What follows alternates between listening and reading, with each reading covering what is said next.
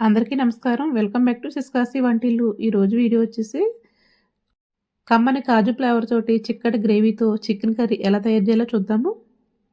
ఈ కర్రీ అన్నంలోకే కాకుండా చపాతీ, రోటీ అన్నిటికీ కూడా సూపర్ టేస్టీగా ఉంటుంది.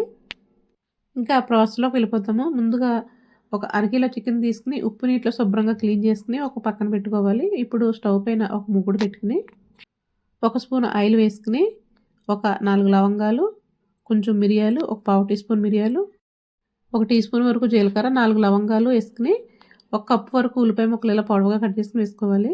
అవి కొంచెం మెత్తబడిన తర్వాత ఒక 2 టమాటాలు కట్ చేసుకుని కొంచెం వేయించుకోవాలి. బాగా వేగక్కర్లేదు, సగం పైన వేగాలన్నమాట. అవి వేగిన తర్వాత ఒక 6 వరకు ఎండుమిరపకాయలు వేసుకోవాలి. అవి కూడా ఒక 2, 3 నిమిషాలు వేగిన తర్వాత నానబెట్టుకుని ఉంచుకున్న ఒక 4 బాదం పప్పులు, ఒక 10 వరకు జీడిపప్పు పలుకులు నానబెట్టుకున్నవి వేసేసుకుని స్టవ్ ఆపేసుకోవాలి.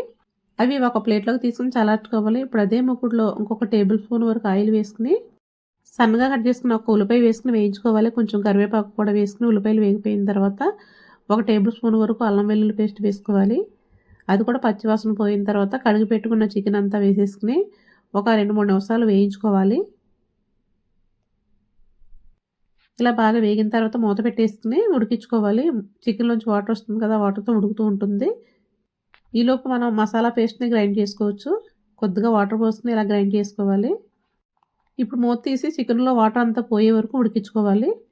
చికెన్లో వాటర్ అంతా పోయిన తర్వాత ఒక టీ స్పూన్ వరకు ఉప్పు, 1½ టీ స్పూన్ వరకు కారం వేసుకుని ఒక టీ స్పూన్ వరకు ధనియాల పొడి వేసుకోవాలి.